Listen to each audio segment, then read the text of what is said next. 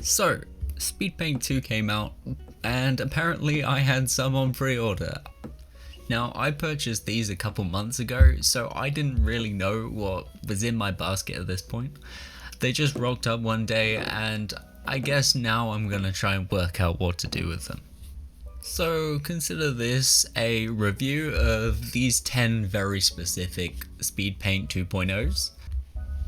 These are 2 gut rippers and I have 10 paints. My goal, I'm gonna make a 5 paint color scheme with these and paint these as differently as I physically can. Now this is more about the paints than the actual models. I only really got these to practice on in it anyway. So let's try and work out what colors I want to use.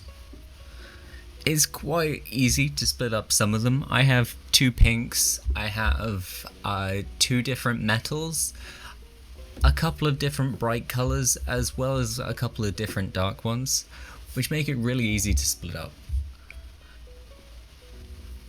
And this is my chosen color scheme for the 2 different models. If you want, you can have a look at them, but it's nothing groundbreaking. It's kind of making use of what I currently have. These are the 2 metal speed paints that I've got, Polished Silver and Hoplite Gold. I'm super excited by the concept of these, but judging by the pictures on their previews, some of them are definitely going to be better than others. I don't know if it's just having a couple of questionable images in not the best lighting. I just don't know if metallic speed paints are the best way to go. I'm definitely going to be looking at how good their coverage is, as well as, well, whether or not you get any kind of shading at all. Up first is the Polished Silver, and it's a lot darker than what I would have wanted a polished silver to be. However, there's definitely shading when I apply this.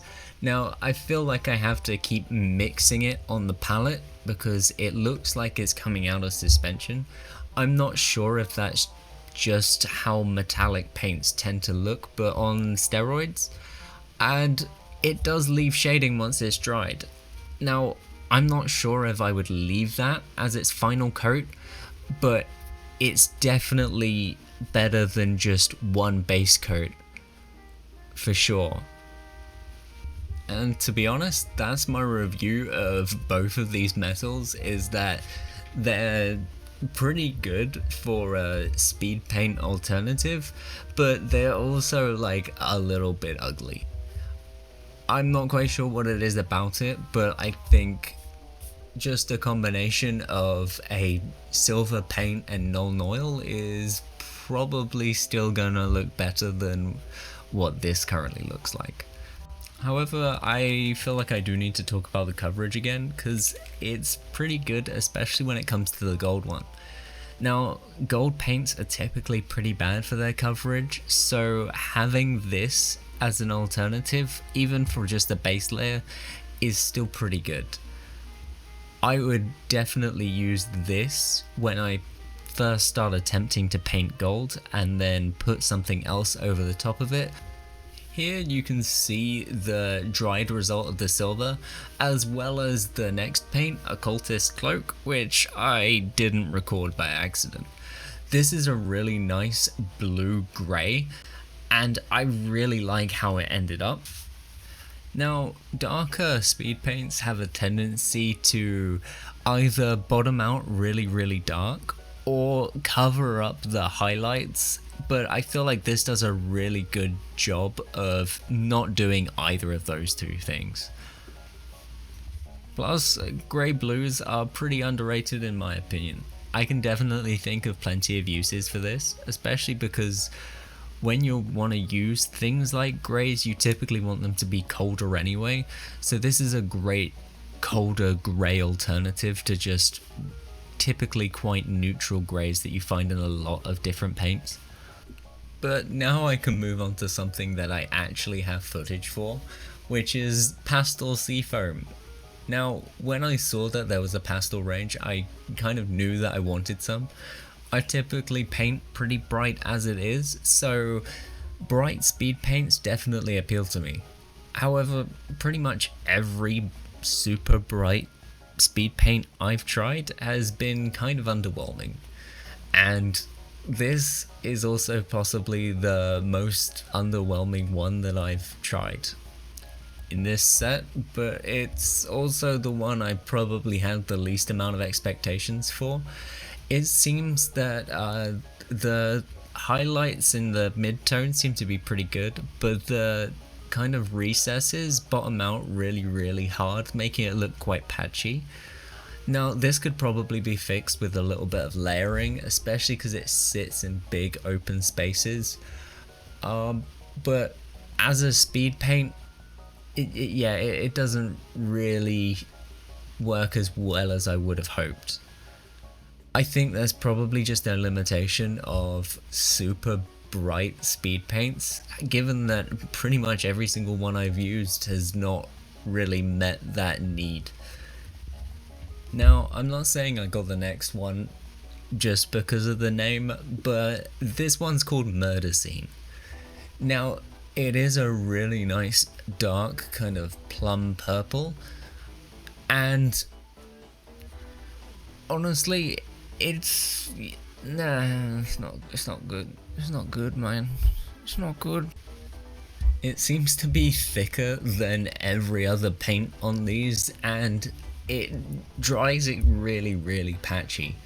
For whatever reason, it's almost like you can still see the brush strokes, which means it's not really kind of sinking into recesses, it's kind of staying where I brush it. No, I'm not sure if that just means I've got like a badly mixed one, but it's the only speed paint I've got that seems to not behave in the way that it should. And I like these guys, man. I have a lot of speed paints. However, I will say that I do really like the color of these. This purplish red kind of color is actually really nice. I'm kind of sad that it doesn't really perform that well, but I probably will still use it for things like guts and stuff. Now, there are a couple colors that I know I just don't gravitate to, and yellow is one of them. I barely have any yellow paints, and yellow paints are notorious for also being bad, which is why I use my yellow speed paint whenever I have to paint any yellow things as a way of starting off.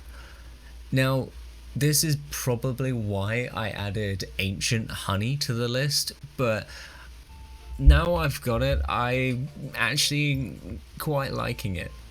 It's quite close to a golden brown, all things considered, and as a good starter for yellow based things, it covers really well and doesn't have that much patchiness to it, which means you could probably get away with using this on a lot of things if you wanted them to just be yellow, which means it's a pretty good yellow paint, all things considered. So this improvised paint scheme, now that I've got 3 onto the models, I'm pretty happy with how they're going. One's got kind of like a realistic, down-to-earth, almost like Roman Centurion vibe to it, and the other one looks like he's directly out of like Egyptian mythology.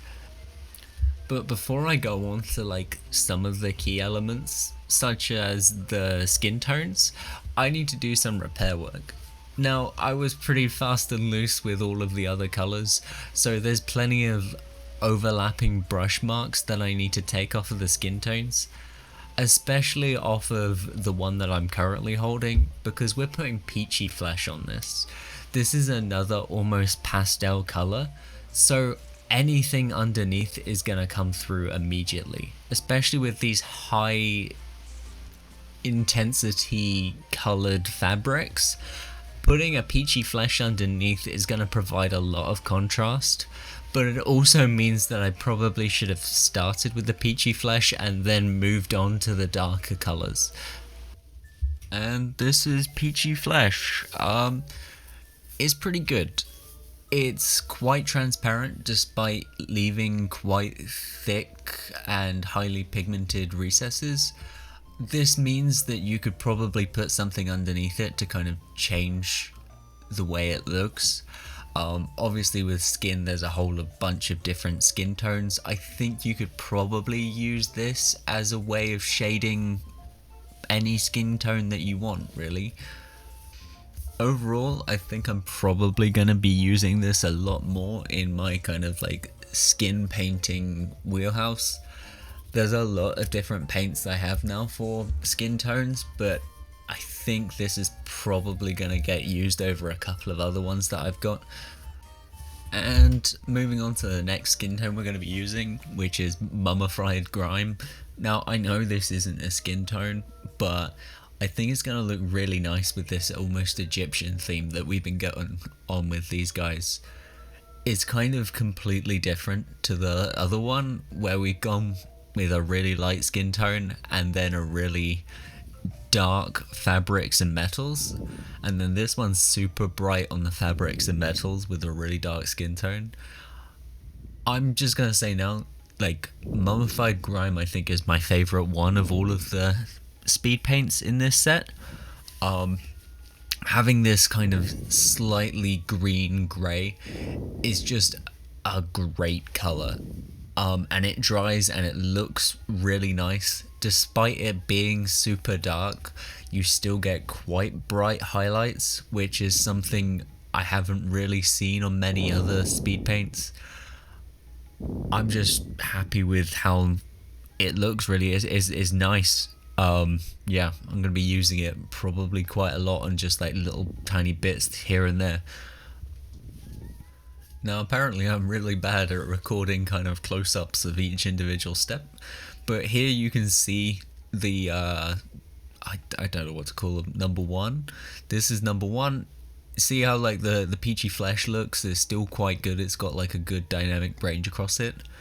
And then here's the dried Mummified Grime. As you can see, like it still has that like nice gradient and it just looks mummified. I'm pretty happy with how both of these are looking right now.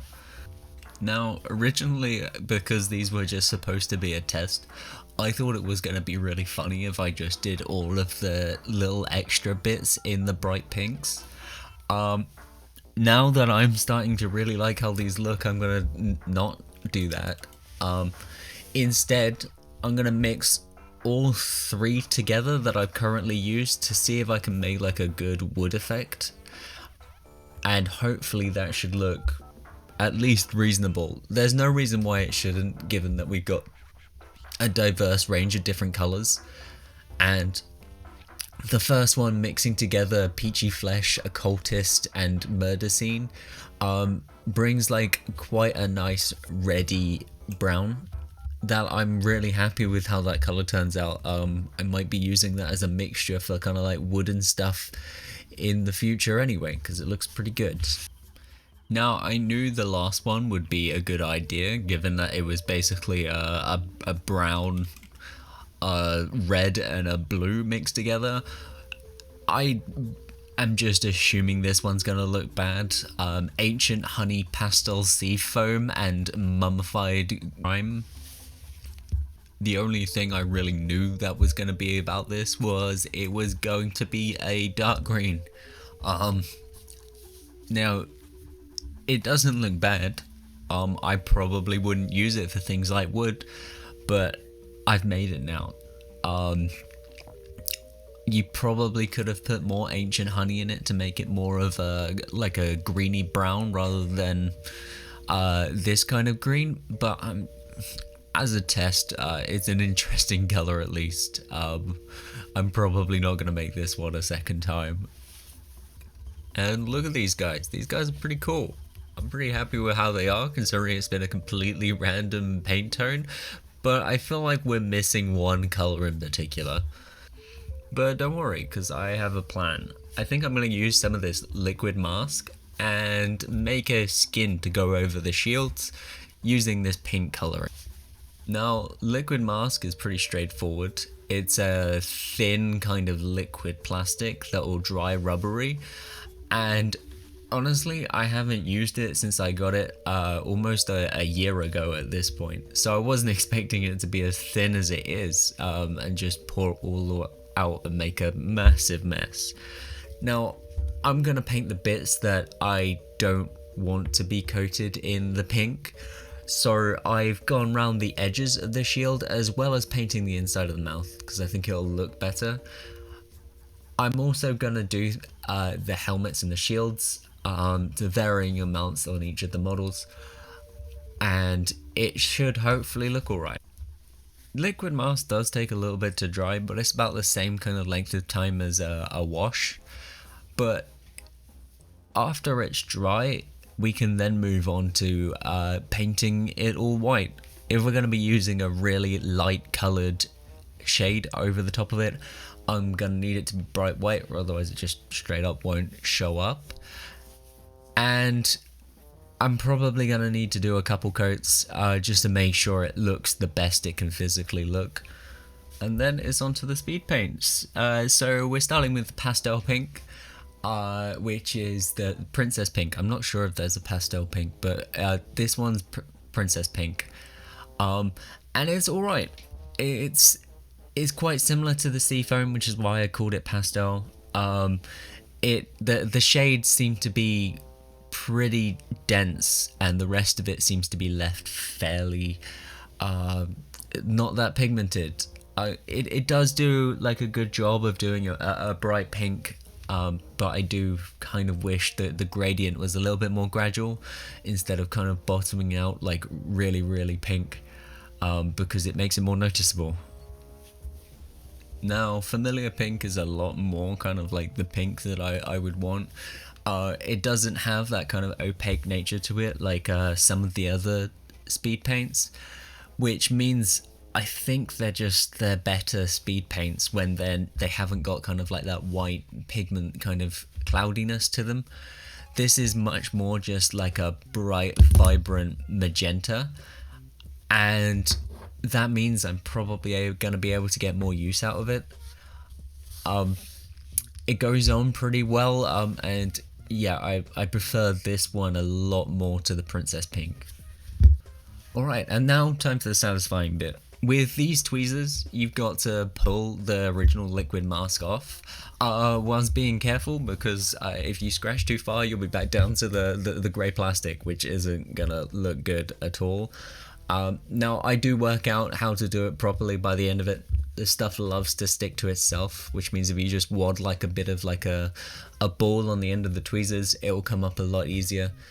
But yeah, this is like a really good technique for making stuff that looks like it's separate to the model, because it still leaves some of the excess kind of like flaking off. Now, this is the effect that I really want on these guys, which is why I've gone with this approach.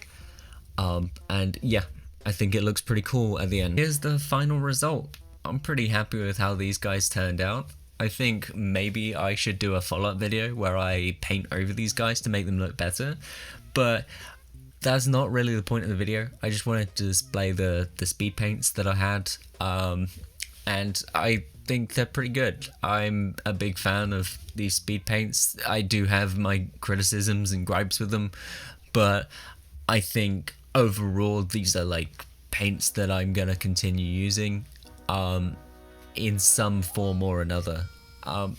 Yeah, but yeah, this isn't really my kind of video. I don't really know what my kind of video is at this point, but I just wanted to have some fun doing almost reviewy kind of video, if that makes sense. I'm not really sure what this channel is at this point. It's just gonna be painting things. If you like painting things, please stick around and subscribe or something.